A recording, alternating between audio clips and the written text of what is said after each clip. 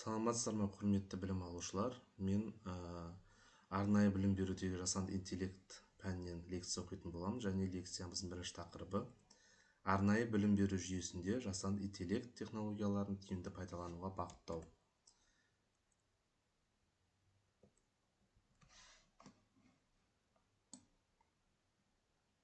Жоспар келесі сатылардан тұрады: жеке оқыту бағдарламаларын жасау, инклюзивті оқытудағы мүмкіндіктер, мұғалімдерге арналған көмекші құралдар.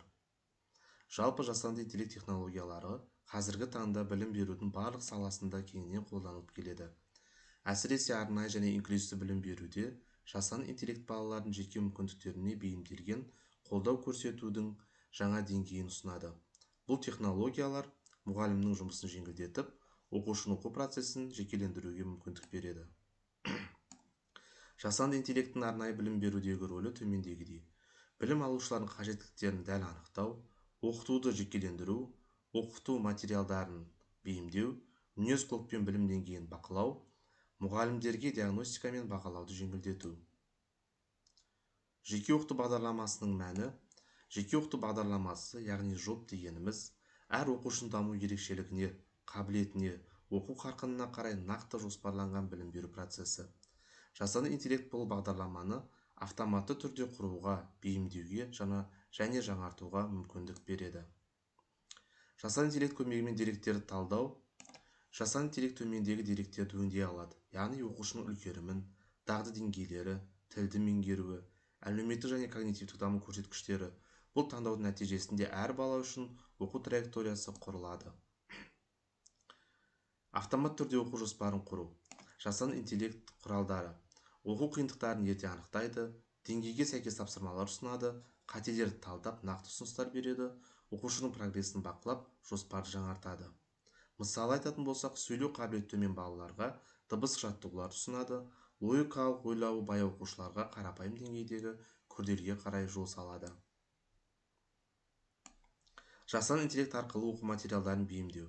Жасанды интеллект оқу контентін бірнеше параметр бойынша бейімдейді: қиындық деңгейі, тілдік түсініктілік, қосымша визуалды, аудио немесе интерактивті элементтер, арнайы қажеттілігі бар баланың қабілетіне сәйкестік, және нәтижесінде әр оқушыға тиімді материал ұсынылады.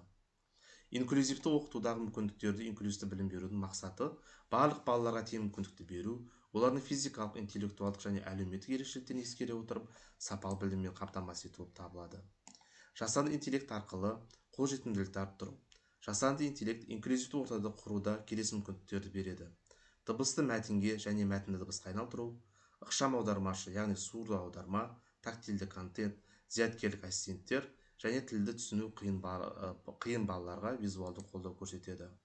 Және дислексиясы, аутизм бар балаларға қосымша құралдарды құрастыруға пайдаланылады.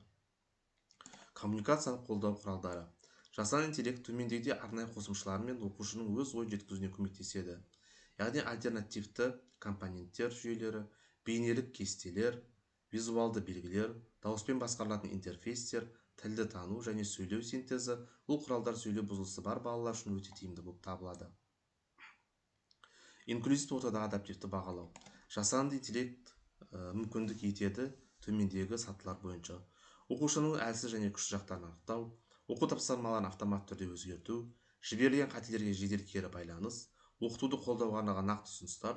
Бұл бағалау жүйесі әр оқушының шынайы мүмкіндігін көрсетеді. Мұғалімдерге арналған көмекші құралдар, яғни жасанды интеллект мұғалімнің жұмысын қалай жеңілдетеді.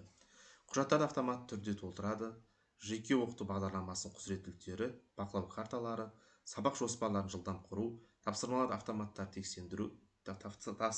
автоматты тексеру, оқушының даму динамикасын бақылау, қажетті ресурстарды ұсыну, мұғалімнің уақытын, яғни 40-60%-ға дейін үнемдеуге мүмкіндік береді. Жасанды интеллект құралдарының мысалдары: оқытуды басқару платформалары, ChatGPT сияқты интеллектуалды кеңесшілер, дыбысты жазып бағалайтын бағдарламалар, интерактивті оқыту жүйелері, арнайы контент генераторлары.